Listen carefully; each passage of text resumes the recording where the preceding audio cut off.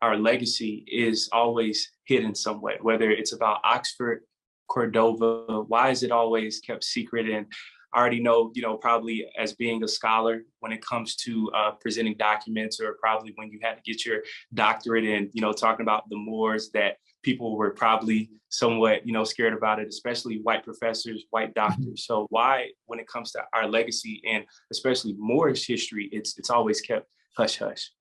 That's a great question, brother. The reason, in my understanding after teaching now at the university and college level for some 3 decades. Wow. Is that there is something that we can refer to as global Eurocentric hegemony, or so-called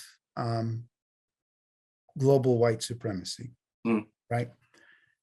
In saying that, it doesn't mean that every person who's identified as or identifies with the term white is consciously, actively involved in trying to suppress African people in particular, or Asiatic people, from knowing who we are, right? But what I am saying is, this machine of perpetuation has been running for several centuries.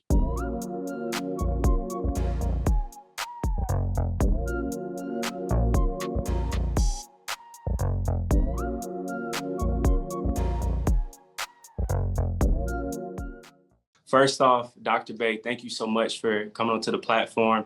I've been following you for a while now, and you provide so much information, valuable information. And I know that you've been doing this for decades at this point. So, I just want to give you your flowers and just say thank you starting off. Thank you so much. You're welcome, brother. Thank you.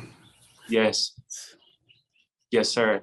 Starting off, Dr. Bey, I think in one of your past videos that I was watching, it was so powerful talking about our Moorish legacy. Hearing those topics is always inspirational, for me, because we can hear a different perspective that doesn't start off in 1619 and, we aren't starting off in shackles, but, instead of knowing who we were and how powerful, that we were. And often, I would hear you say weapons of mass distractions. And I know right now during this time that we have cell phones and we have access to technology, but at the same time, we're just being dumbed down, of not truly knowing who we are.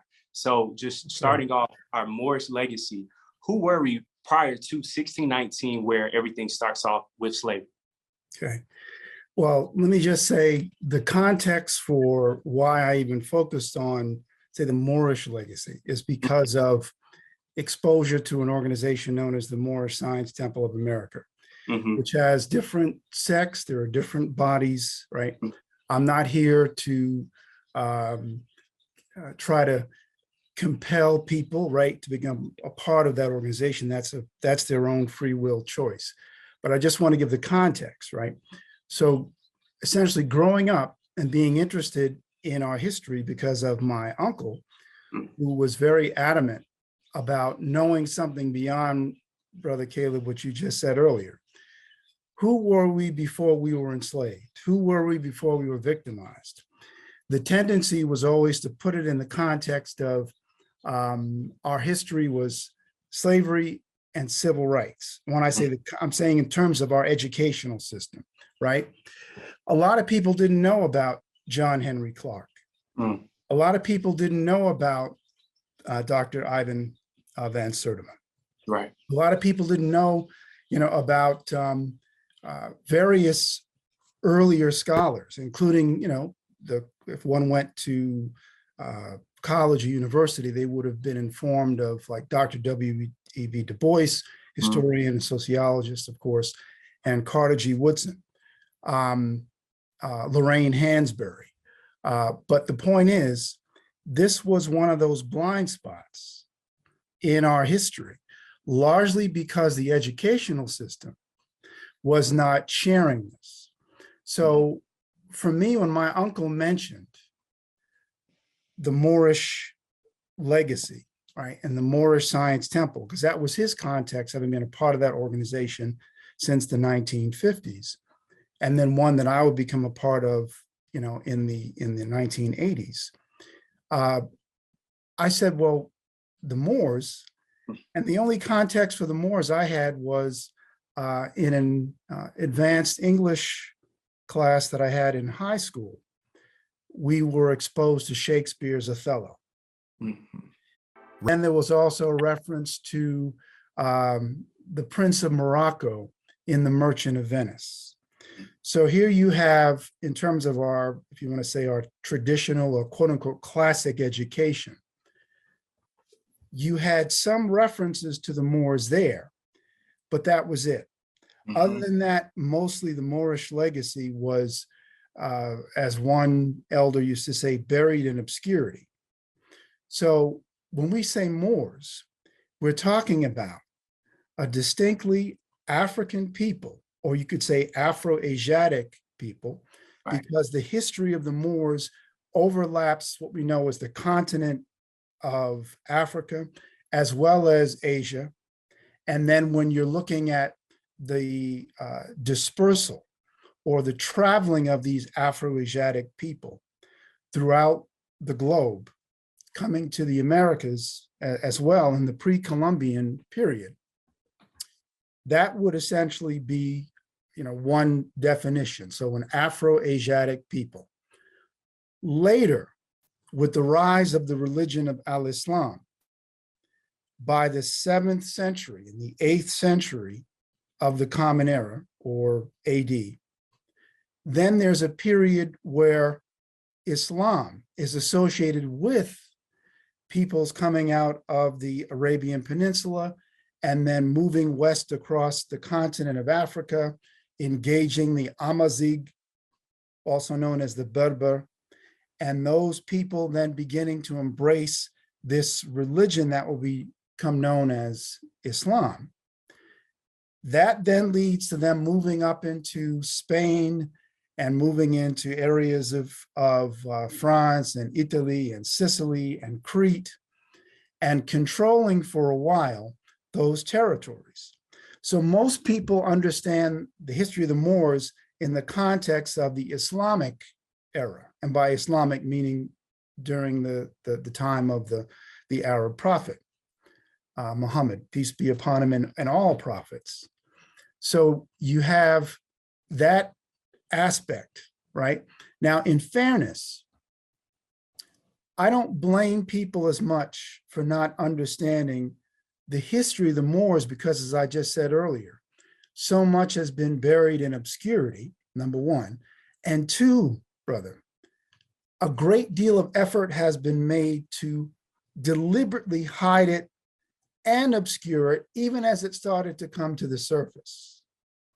So as a graduate student at Temple University, working with the late, great Dr. C.T. Cato and Dr. Malefi Asante, but especially with Dr. Cato, who was my primary advisor, also trained as a historian, and coming there already with a master's in history that focused specifically on Moorish Spain, that looked at the influence of what we know as Moorish control, meaning the Afro-Asiatic Islamic domination of the Iberian Peninsula, and the influence of those African and Asian or Asiatic people, if you will, on Europe, and Europe's ascension during what will become known as the scientific Renaissance in the 12th and 13th centuries, which is the same period that the spread of mathematics, algebra,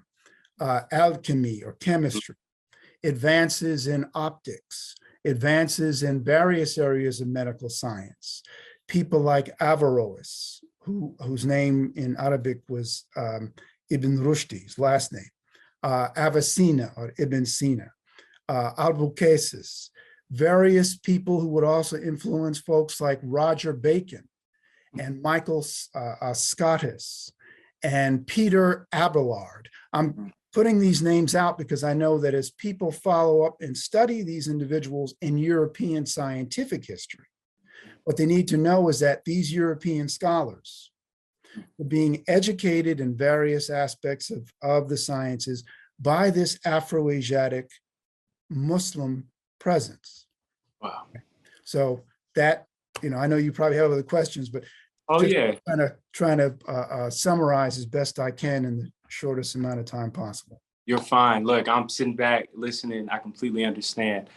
Growing up, Robin Hood was like one of my personal favorite movies ever.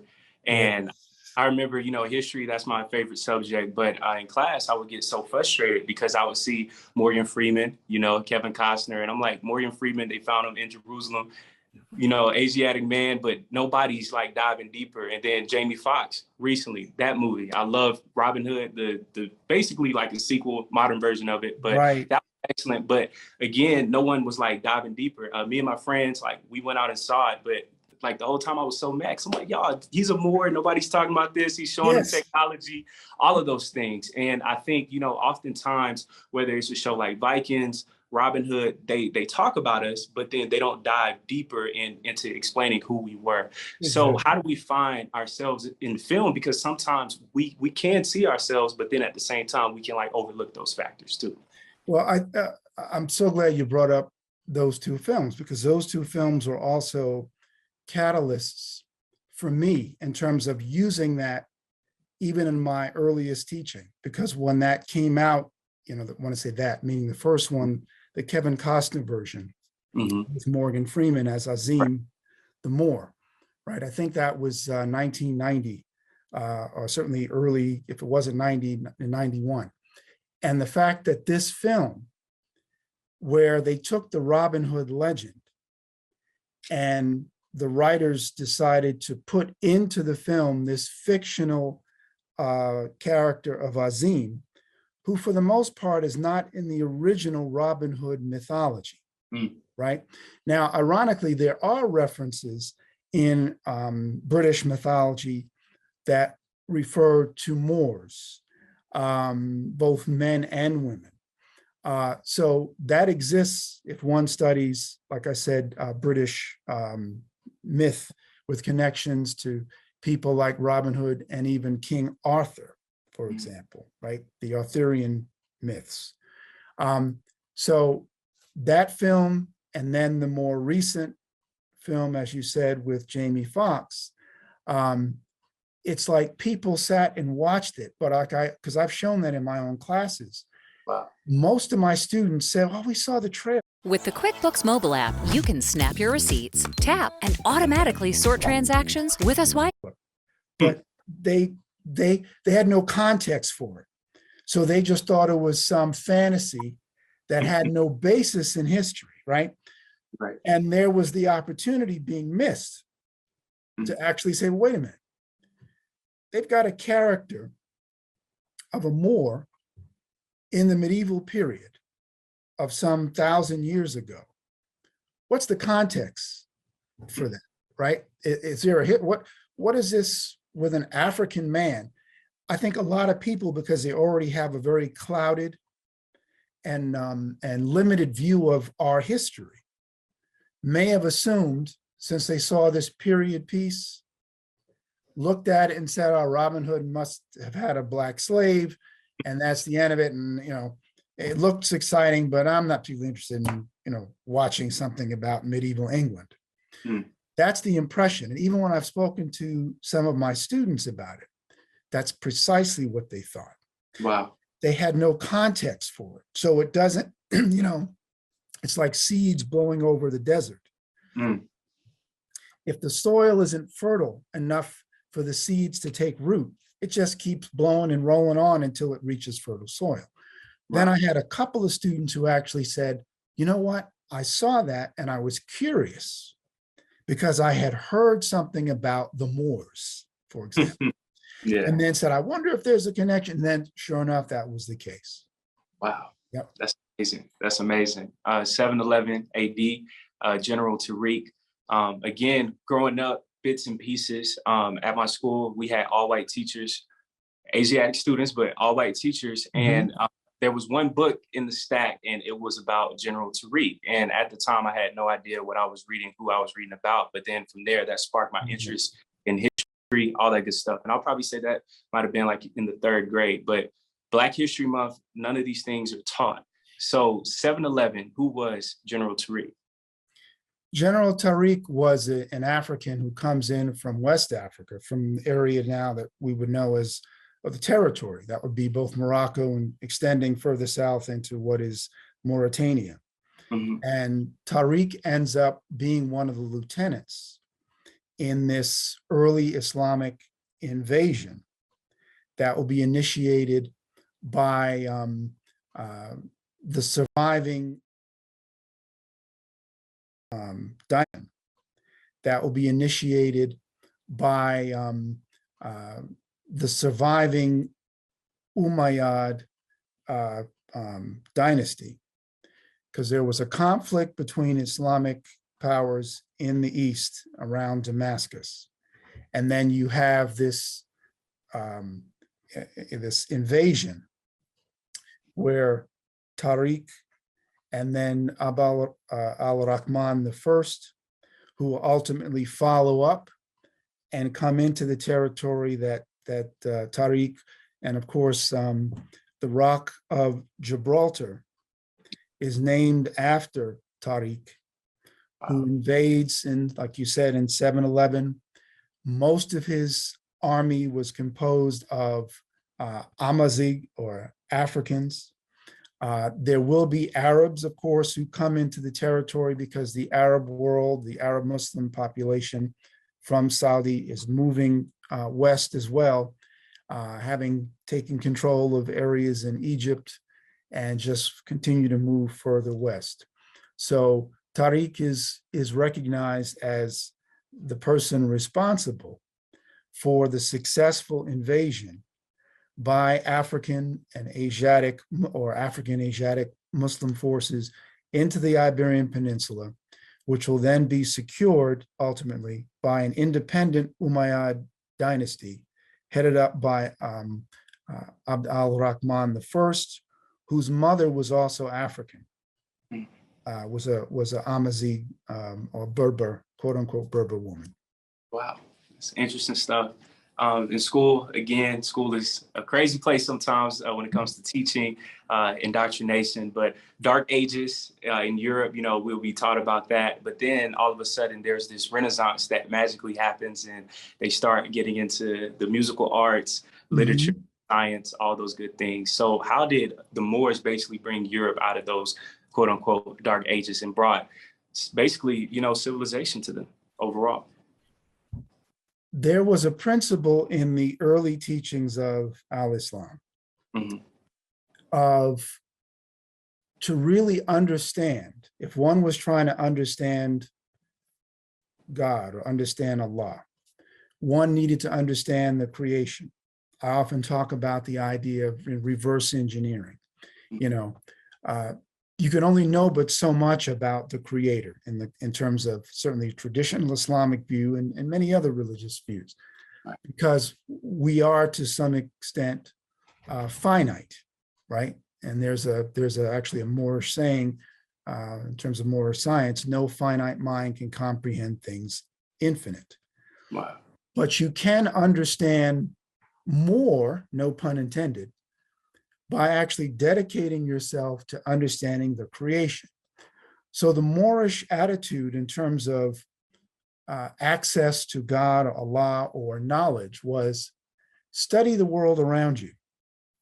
The more you study the world around you, the more you'll understand your creator, right?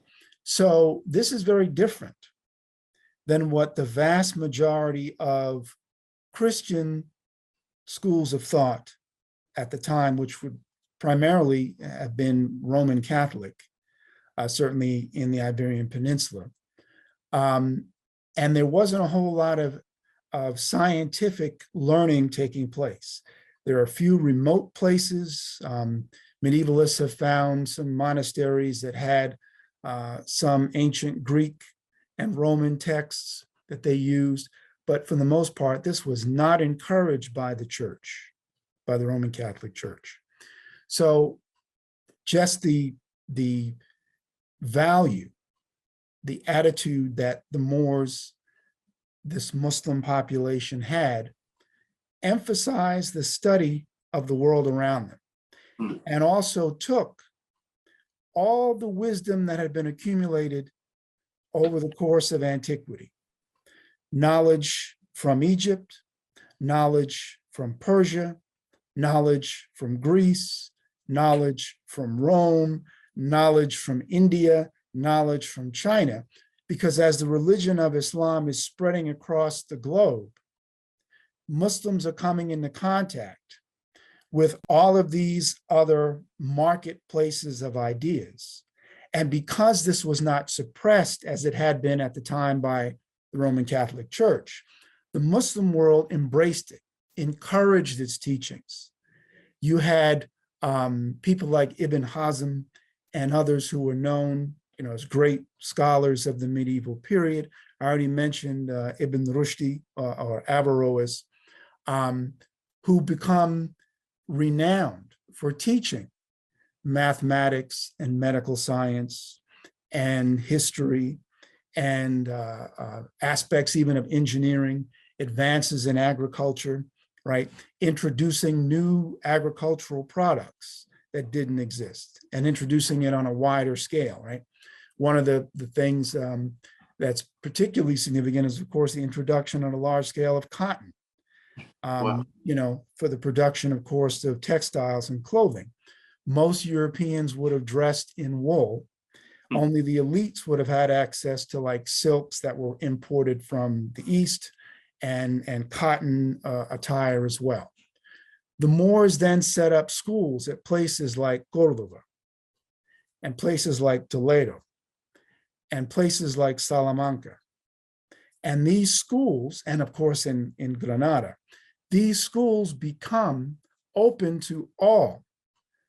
That's why when I mentioned earlier, people like Michael Scotus or Herman the German or Herman Alimanis and Roger Bacon, right?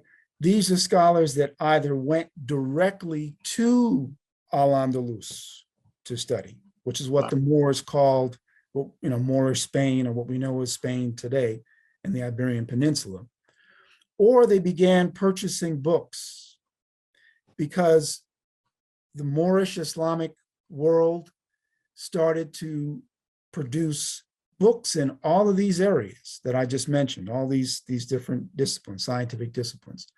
And as they introduce this book market, people are then able to purchase the books and take them with them wherever they live.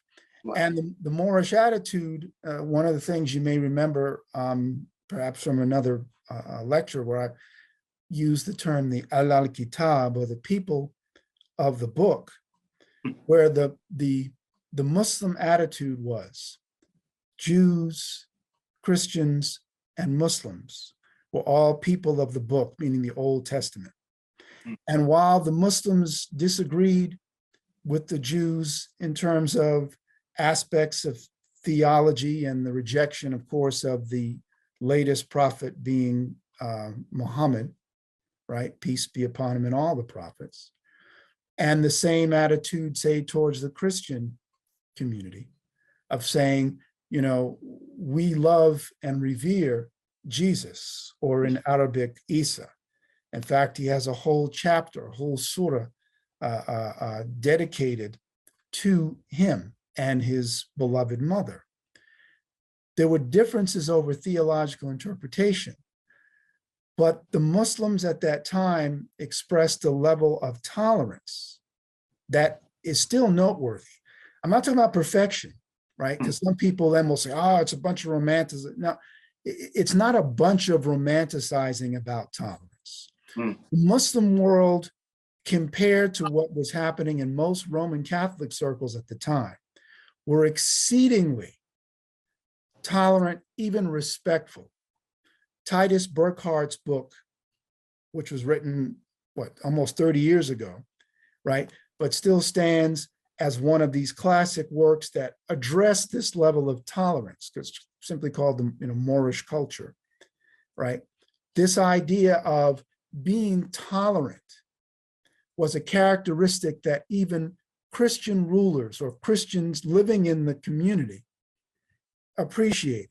And there's what's known, in fact, in Spanish, the convivencia, this idea of people being able to live together in a kind of respect and tolerance that allows the society to move forward collectively in many areas because of that cooperation. I'll say again, it doesn't mean at every point in time and in every place that's there. You can't, no historian could say that and know that that's a blanket statement that holds up. But compared to what was happening, like I said previously, this level of tolerance, and there's a book that I'm actually in the process of reading now that carries the title. It's called The Ornament of the World. It's the name of the book. But the ornament of the world was what a nun, Hrotsvitr of Gandersheim, writing in the 9th and 10th century, talking about her stories. I think it was, forgive me if I may, I think it was in the 10th century, writing about the stories she's hearing about how far advanced the Moors were, right? The Afro-Asiatic or the African, Muslim community or the Asiatic community, whatever terms one chooses to use, right, was with regard to Europe. And so these schools are set up. These book sellers are now, a major force. Cordova in the 11th century has something like 10,000 people who are registered as book dealers. Wow. Right? So that's telling you, right? And of course, when I say registered, meaning for tax purposes, municipalities always, set up a bureaucracy to figure out things around revenue and profession, et cetera. So that, or I should say, those things are what start to pull the majority of Europeans, certainly in Western Europe, out of what is known as the Dark Ages. So, and then I'll add one of the things so I don't forget. There's a documentary called When the Moors Ruled in Europe by a medievalist, a British lady, Bettany Hughes, historian, Cambridge University graduate. And she points out at the end of that documentary how Oxford University gets essentially its primary foundation in terms of really beginning to advance the sciences after someone named Daniel Morley has traveled to Moorish Spain, acquired this tremendous library, brings these books back to what is now Oxford. And that begins to propel European universities beyond simply being what are called cathedral schools. Wow. Right? Because cathedral schools, their primary focus was really just on teaching you how to be a good priest and how to serve the Roman Catholic Church. Going beyond that means they're now studying the sciences, even when the sciences contradict what the theology was at the time. Things like the world was round. Moors knew the world was round, right? Just as the ancient Greeks knew the world was round, just as the ancient Egyptians knew the world was round, right? So the point is, but information will be suppressed at certain points in time by certain authorities so that they could hold power. And in short, the Moors opened the gates of knowledge to a larger group of people, both in, of course, in the African and Middle Eastern world, if you will, as well as in Europe. Wow, that's phenomenal. Why do you think our history, our legacy is always hidden some way, whether it's about Oxford, Cordova? Why is it always kept secret? And already know, probably as being a scholar when it comes to presenting documents, or probably when you had to get your doctorate and, talking about the Moors, that people were probably somewhat, scared about it, especially white professors, white doctors. So why, when it comes to our legacy and especially Moorish history, it's always kept hush hush? That's a great question, brother. The reason, in my understanding after teaching now at the university and college level for some 3 decades, Wow. is that there is something that we can refer to as global Eurocentric hegemony, or so-called global white supremacy, right?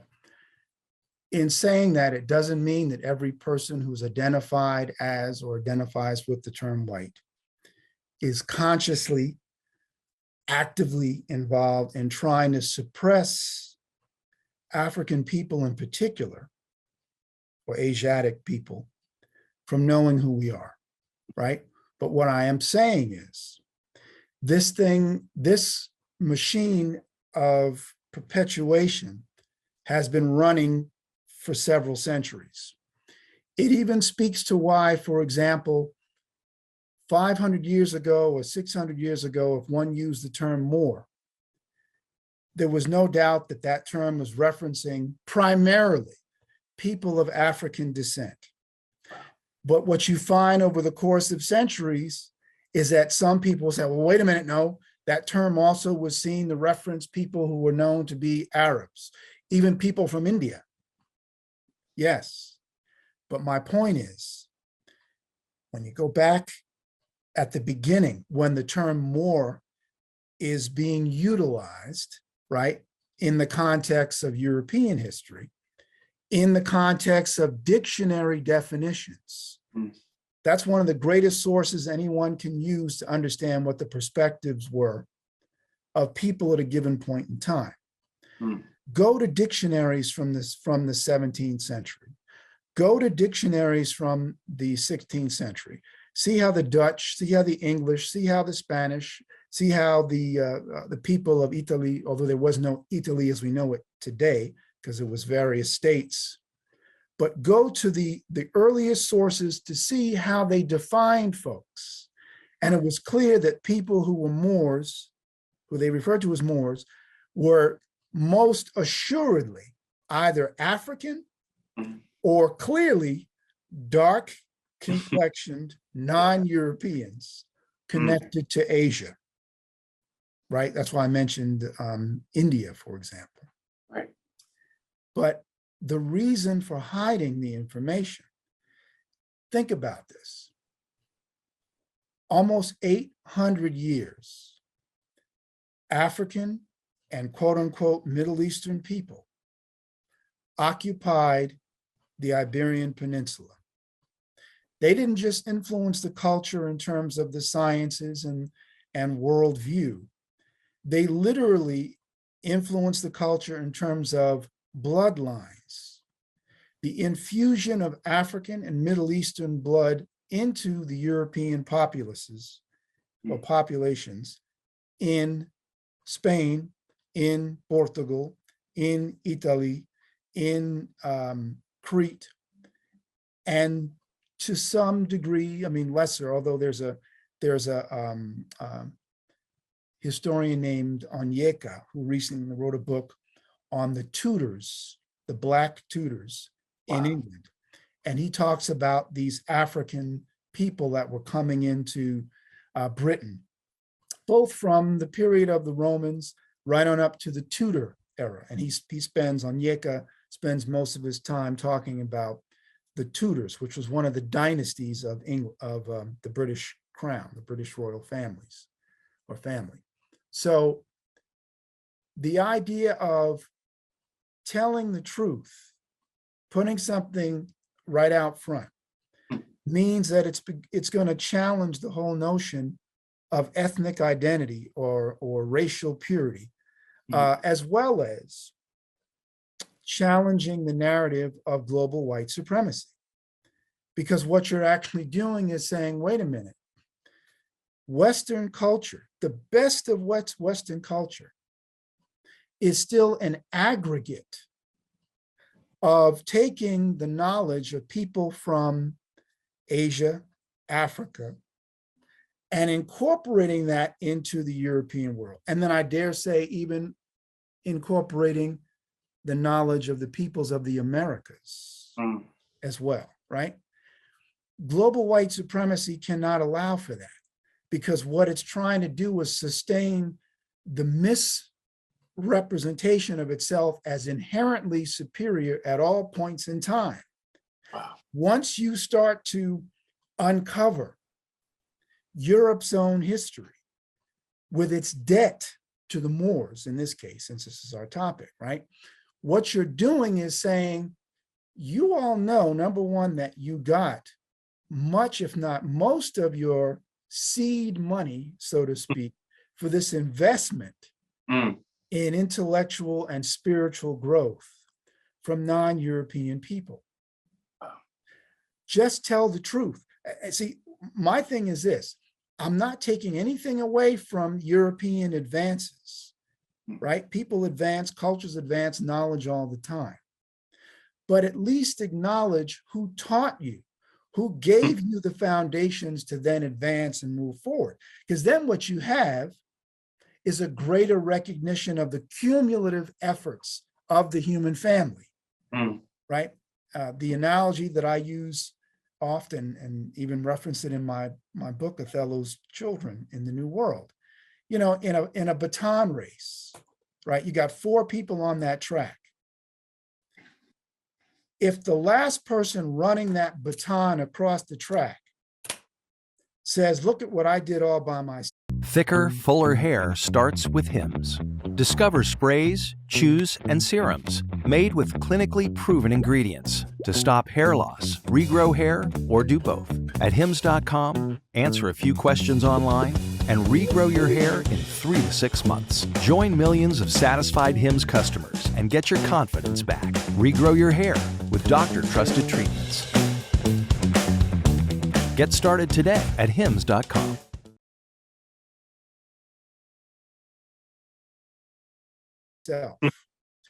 How are the other 3 baton runners going to feel knowing that them running their leg of the track was completely ignored?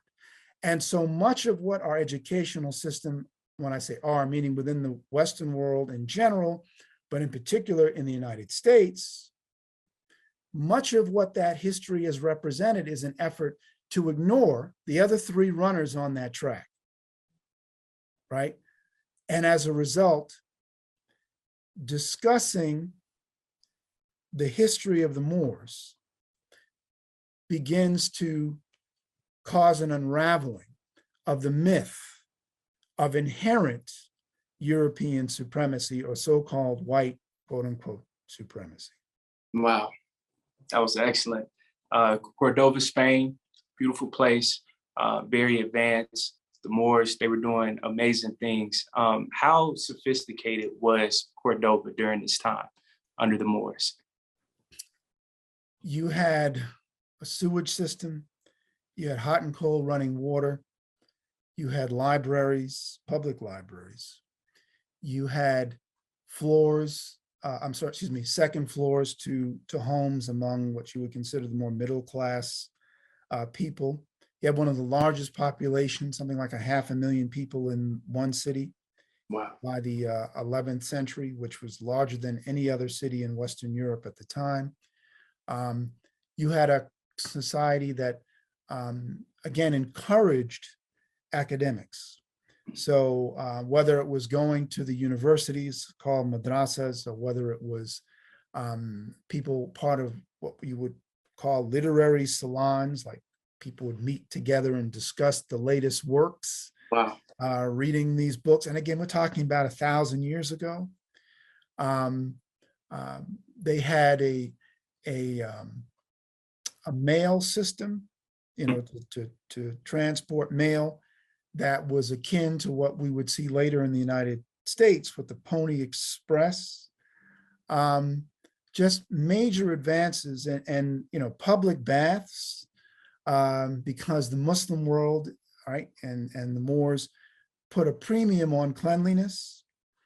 something that many within the church would represent at the time. And that made for a much more attractive environment, to say the least.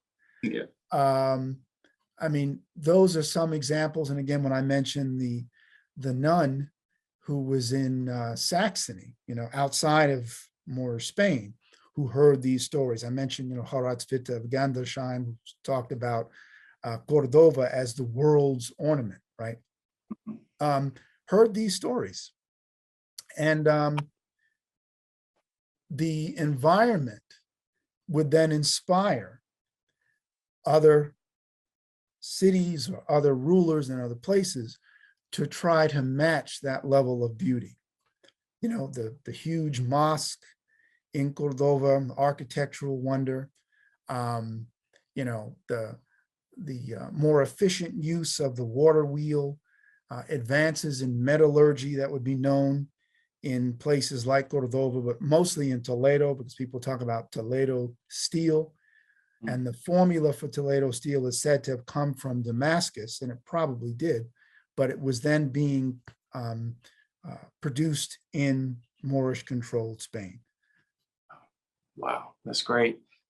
We hear of words such as alcohol, alchemy, algebra, all of these things. And growing up, we had no idea that this had anything to do with the Moors at all. That's right. What impact did they have when it comes to alchemy, when it comes to chemistry, when it comes to alcohol, cleanliness, knowing about germs, bathing, all those things? Right. Ibn Khatib had talked about unseen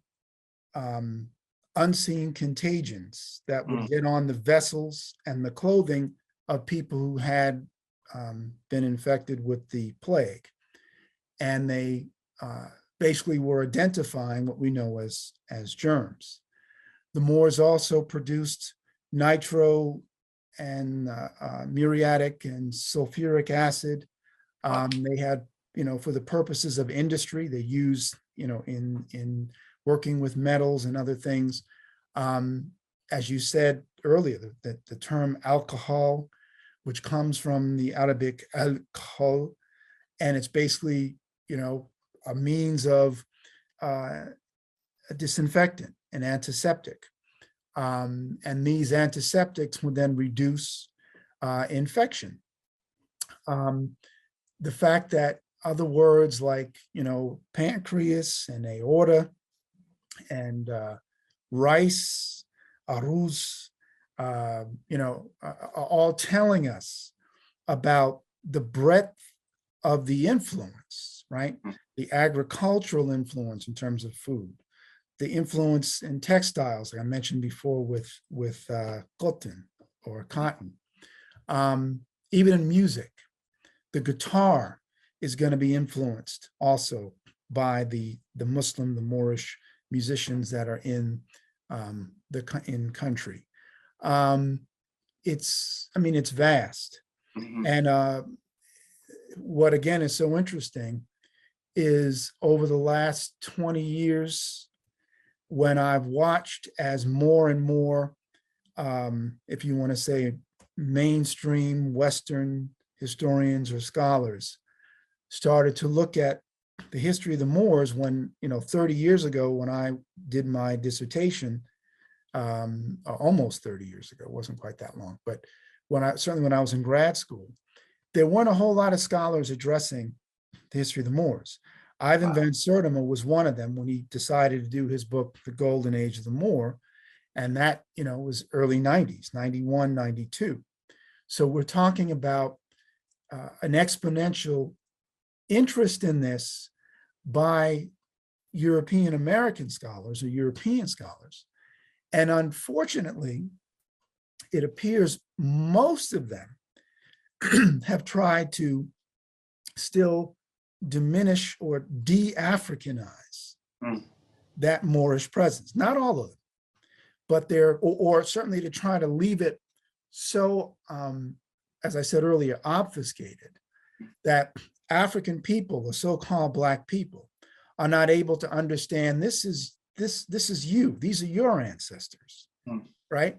Yes, there were Europeans there because it's in Europe, but understand that you're talking about an African presence, an Asiatic presence that results in advancing the culture ahead of all the other cultures at the time, for the most certainly within Europe, in terms of the areas of science and advancing what we know now as higher education. So there has been an increased interest, but at the same time, it appears there's been an increased desire among many to try to negate or devalue the distinctly African presence that involves this, what I have called for some time now, this Moorish legacy. Wow. Previous lectures, which I've checked out, awesome work.